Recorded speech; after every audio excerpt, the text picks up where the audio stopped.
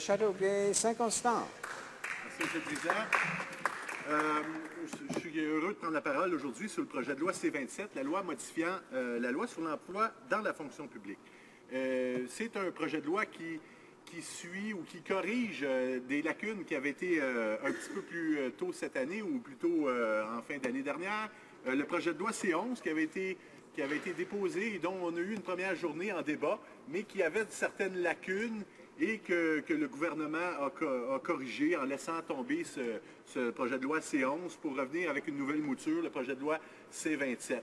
Malheureusement, je pense que le gouvernement n'avait pas tout à fait bien consulté, comme malheureusement il semble trop souvent le faire, il n'avait pas adéquatement consulté des groupes d'anciens combattants avec cette mouture-là. Et malheureusement, c'est trop souvent l'action du gouvernement que de ne pas assez consulter les groupes concernés, qu'on pense directement à la loi sur l'éducation des Premières Nations. On a consulté très peu d'Autochtones, alors qu'on a une obligation de le faire. Et c'était le cas aussi avec ce projet de loi-là, C-11, pas assez consulté. Donc, on revient avec le projet de loi C-27.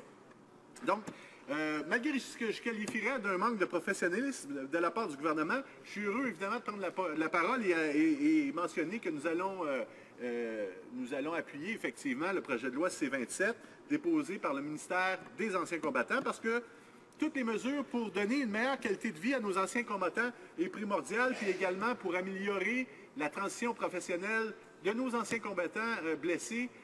C'est toute mesure, évidemment, on va appuyer ce type de mesure, mais reste que, tel que je le mentionnais lors de ma question au secrétaire parlementaire, je considère qu'à certains égards, ce n'est qu'une demi-mesure pour corriger les lacunes là, en ce qui a trait à la transition professionnelle, qui est trop souvent, M. le Président, qui est trop souvent laborieux pour plusieurs anciens combattants.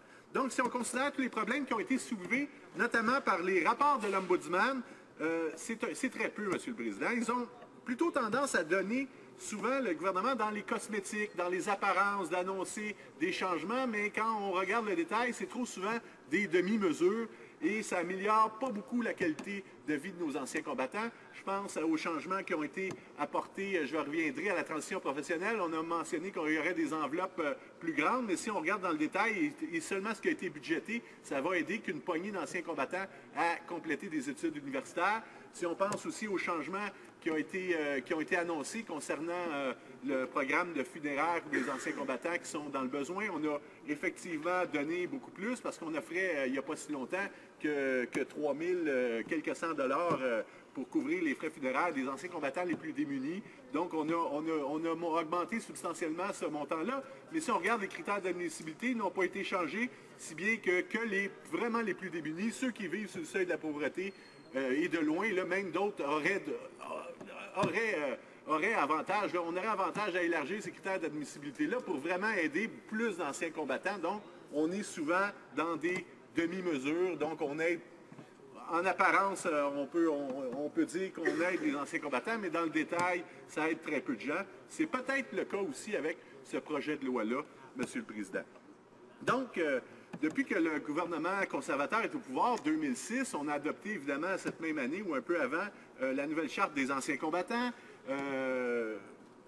On avait qualifié ce document-là comme étant un document vivant qui va améliorer la vie des anciens combattants, surtout pour ceux de l'ère moderne, des guerres de l'Afghanistan. On savait que les anciens combattants qui revenaient blessés étaient de plus en plus jeunes, donc il fallait lâcher l'ancien système de pension pour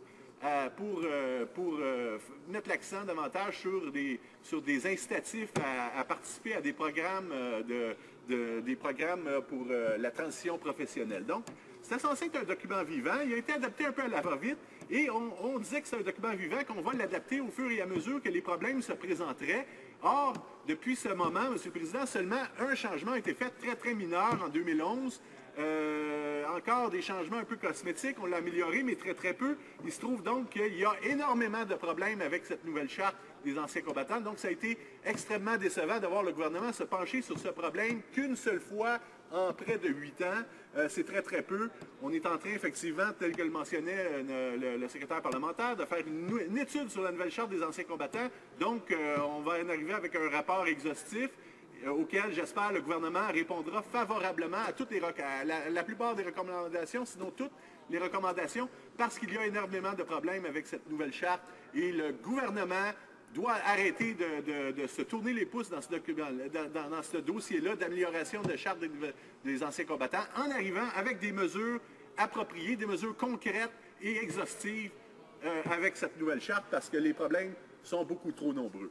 Donc, si on parlait de ce document vivant-là, moi je considère que ce document de la nouvelle charte des anciens combattants est sur le respirateur artificiel, puis il faut absolument lui insuffler de l'oxygène parce qu'il en manque beaucoup, puis tel que je le mentionnais, les problèmes sont nombreux.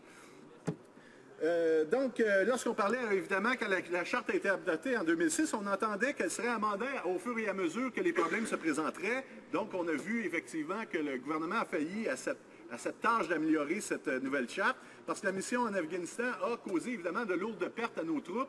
On parle évidemment de 158 morts et plus de 2000 blessés qui ont été répertoriés jusqu'à ce jour. Et c'est effectivement un nombre de soldats qui risque encore d'augmenter, étant donné que le syndrome de stress post-traumatique survient parfois plusieurs années. Les premiers symptômes apparaissent des fois quelques années après avoir vécu ce syndrome, ce choc là, par nos troupes. Donc, selon une étude récente, on mentionnait que 14 % de nos soldats qui sont revenus d'Afghanistan ont été blessés, mais on soupçonne évidemment que ce nombre soit beaucoup plus nombreux que ce qui a été annoncé. C'est donc dans ce contexte que la nouvelle charte des anciens combattants a été adoptée par le Parlement, à savoir que ce serait un document vivant. Il faut améliorer cette nouvelle charte et rapidement, après le dépôt du rapport que nous allons faire incessamment dans les prochains jours, il faut au gouvernement répondre favorablement en adoptant des mesures appropriées. Donc tout cela aujourd'hui, ça nous amène à débattre du projet de loi C-27, et projet de loi qui vise essentiellement à donner une priorité aux anciens combattants et aux membres des forces canadiennes renvoyés pour raisons médicales attribuées au service pour les emplois dans la fonction publique.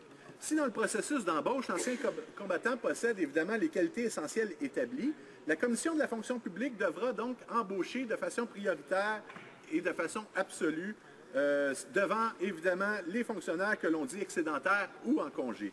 Ils seront donc dorénavant la première catégorie dans la priorité d'embauche, la priorité absolue. Cette priorité donc sera valide pour une période de 5 ans alors qu'elle était de 2 ans auparavant. Et ce 5 ans suivant, évidemment, la libération pour raison médicale attribuée au service du soldat à ce moment-là. Une deuxième mesure donc de ce projet de loi vise à donner aux membres des forces canadiennes qui ont accumulé plus de 3 ans de service le droit de participer à un processus de nomination interne de la fonction publique. C'est à l'article 35.11 qui stipule que les anciens combattants renvoyés honorablement se verront également octroyer le droit d'y participer pour une période de 5 ans suivant la libération, mais sans droit de priorité cette fois. Par ailleurs, l'article 39, alinéa 1 de la loi sur l'emploi dans la fonction publique donne une préférence aux anciens combattants de la Seconde Guerre mondiale et de la guerre de Corée devant tout citoyen canadien, en ajoutant dans la définition d'un ancien combattant ceux qui ont servi au moins 3 ans dans les forces canadiennes et ceux qui ont été libérés honorablement. Nous allons voir évidemment une ressurgence d'anciens combattants ayant préférence dans la nomination face aux citoyens canadiens. Cette préférence sera valide pour une période de 5 ans. Par contre, les conjoints survivants, les ex-membres des forces canadiennes ayant servi au moins 3 ans n'auront pas accès à cette préférence. C'est évidemment un noble geste de la part du gouvernement. Toutefois, comme les mesures précédentes qu'il a prises, telles que le fonds de souvenir et les montants remboursables pour la formation et les études postsecondaires, telles que je mentionnais, ce ne sont que des demi-mesures qui auront peu d'incidence sur la qualité de vie de la grande majorité de nos anciens combattants, étant donné effectivement que à court et à moyen terme, peu d'emplois dans la fonction publique vont être disponibles, Monsieur le Président, étant dans un contexte qui n'est pas terminé de restructuration, de coupure budgétaire. On est en train de couper dans la fonction publique et le jour où on va revoir une bonne embauche de fonctionnaires, et c'est pas demain la veille, donc ça aidera, juste pour cette raison-là, à mon sens, ça aidera pas beaucoup d'anciens combattants. Donc, la priorité qui est accordée aux membres des Forces armées canadiennes libérés pour raisons médicales, qu'arrivera-t-il aux anciens combattants, Monsieur le Président, qui n'est pas libéré pour raisons médicales lorsqu'il quitte les Forces canadiennes, mais qui contesterait cette décision devant la TACRA et qui verrait, et qui, celui-ci, le tribunal, s'y reconnaîtrait que la blessure a un lien avec le service. Ça peut prendre, évidemment, 3-4 ans, Monsieur le Président. Est-ce qu'on est prêt à allonger cette période de 5 ans? Parce que celui-ci, du moment qu'il va être libéré et qu'il y aurait une décision favorable du TACRA, ça pourrait prendre facilement 3-4 ans. Donc, les 5 ans, à mon sens, Monsieur le Président, c'est une des lacunes du projet de loi. Il faudrait que cette priorité pour un tel cas, ça arrive assez fréquemment, qu'on puisse allonger le délai de 5 ans pour qu'effectivement, celui-ci ne soit pas pénalisé, puisqu'il y a eu une décision défavorable au départ et qui verrait la décision du ministère renversée par le TACRA, doit effectivement, à partir de ce moment-là, obtenir aussi un délai d'activation de 5 ans pour lui aussi. Donc, l'Ombudsman, effectivement, faisait également ses observations, et je vais citer dans un des blocs de l'Ombudsman des anciens combattants ce qu'il a cité. En vertu des nouvelles dispositions législatives, toutefois, il faudra que le dossier soit examiné et qu'il soit décidé si les motifs de la libération pour raisons médicales sont liés au service ou non. Cette étape pourrait faire augmenter les formalités administratives liées au processus de libération et retarder la possibilité pour les militaires d'avoir accès à l'embauche prioritaire. Donc, tout comme l'Ombudsman, nous sommes un peu inquiets de ce flou législatif. Ne serait-il pas mieux d'utiliser la reconnaissance du lien de la blessure et les services pour déterminer l'accessibilité et du droit à la priorité? Cela pourrait être fait de deux façons, soit par le motif de libération, raison médicale attribuée au service, soit par la reconnaissance du lien entre la blessure et le service par Anciens combattants Canada ou le TACRA. D'une manière ou de l'autre, on garde la cohérence du système, on évite un peu plus la lourdeur administrative et on s'assure que le vétéran ne perd pas la durée de son droit de priorité. De plus, ce projet de loi crée des catégories différentes, plusieurs autres catégories de vétérans, et nous sommes un peu contre cette approche parce qu'on appuie le principe d'une seule catégorie de vétérans au lieu d'en énumérer un paquet, parce qu'on pense évidemment qu'un ancien combattant qui a servi dans n'importe quelle guerre, des guerres passées, des guerres futures ou des guerres modernes plutôt, il mérite un seul statut d'ancien combattant. C'était tous des soldats qui ont servi pour la nation, donc de créer de plusieurs catégories d'anciens combattants, on est un peu contre cette approche, Monsieur le Président. D'abord, les vétérans de la GRC aussi ne sont pas inclus dans le projet. Ils restent dans la catégorie réglementaire. Or, je considère qu'un membre de la GRC qui aurait subi un traumatisme pendant son service et qui ne voudrait plus qui voudrait sortir de l'environnement policier et qui voudrait faire un changement de carrière aurait pu bénéficier évidemment de la priorité dans le cadre de ce projet de loi. Donc, en excluant les vétérans de la GRC, on aurait pu autrement les remercier pour leur service et leur sacrifice. Les membres des Forces canadiennes libérées pour raisons médicales reliées au service, seulement eux auront droit à cet accès prioritaire, alors que les autres, malheureusement, ne l'auront pas. De plus, ce projet de loi modifie la définition d'anciens combattants et précise que les conjoints des survivants sont exclus des préférences dans l'emploi de la fonction publique. Les survivants des anciens combattants traditionnels avaient une préférence avant les citoyens canadiens. Pourquoi donc le ministre a-t-il spécifiquement exclu les conjoints de nos anciens combattants des Forces armées canadiennes et de la préférence? C'est une question qu'on se pose, Monsieur le Président. Encore une fois, le gouvernement aime faire des catégories distinctes de vétérans, ce à quoi, malheureusement, je ne peux que m'opposer.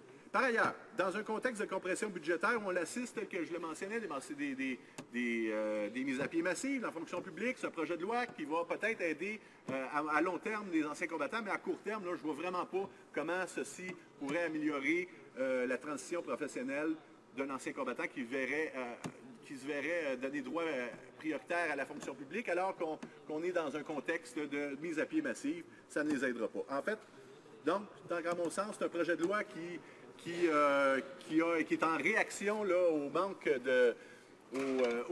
de leadership du gouvernement dans le dossier de transition professionnelle. On a réagi en déposant ce projet de loi-là, mais tel que je le mentionnais, en plein milieu de compression budgétaire, il me semble qu'il va falloir faire plus d'efforts pour améliorer la vie de nos anciens combattants, le retour à la vie civile.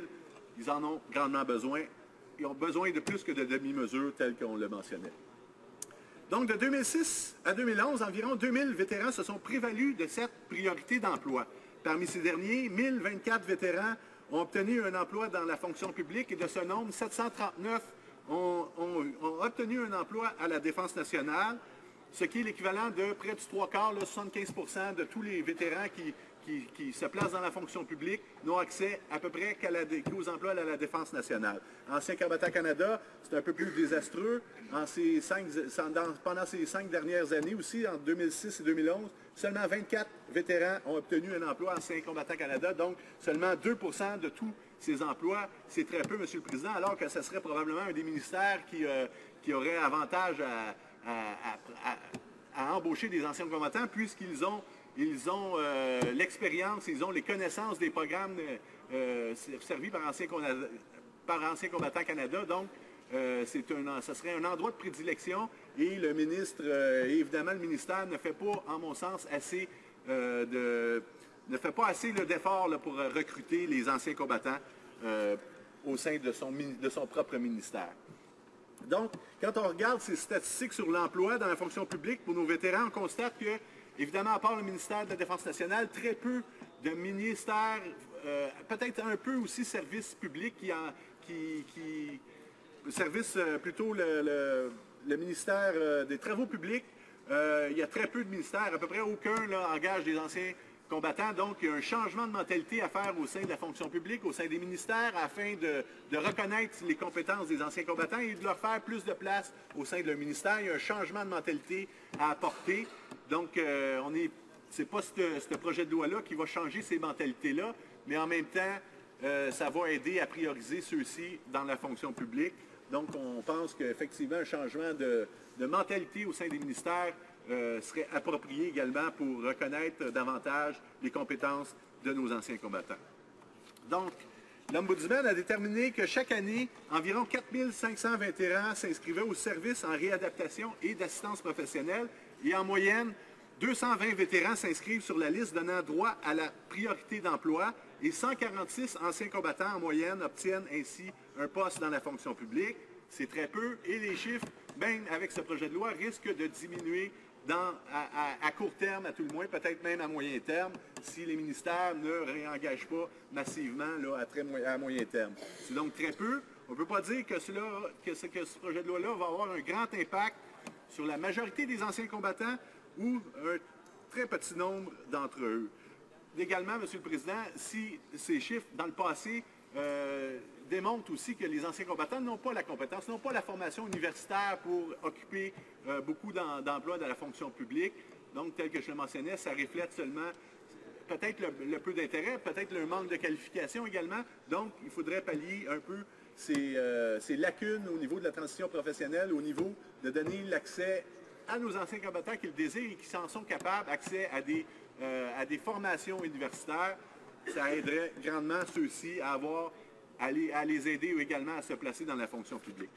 Donc, en fait, on oblige les anciens combattants à prendre un emploi dans un domaine où ce qui n'est pas nécessairement dans le domaine qui les intéresse, mais dans le domaine auquel ils ont certaines compétences. Donc, l'Ombudsman a révélé ça également, auquel on ne donne pas assez la chance à un ancien combattant de réorienter complètement sa carrière. Peut-être que lorsqu'il était au sein des Forces canadiennes, il n'a pas nécessairement le goût de continuer dans un domaine connexe. Donc, on doit absolument leur donner la capacité de choisir autre chose que ce qu'ils connaissent. Ça les aiderait également grandement dans leur transition professionnelle, M. le Président. Donc, puisque mon temps achève, je dirais en conclusion là, que nous allons appuyer effectivement ce projet de loi-là, mais le gouvernement devra certainement éclaircir nos inquiétudes en comité pour faire les changements nécessaires, tels que je le mentionnais, en ce qui concerne le délai d'activation pour un vétéran là, qui contesterait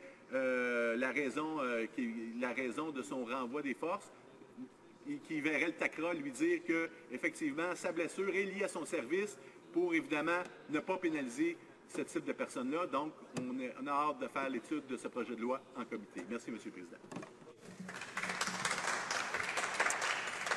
Nous avons le temps pour une brève question et une réponse. Questions et commentaires. Questions and comments.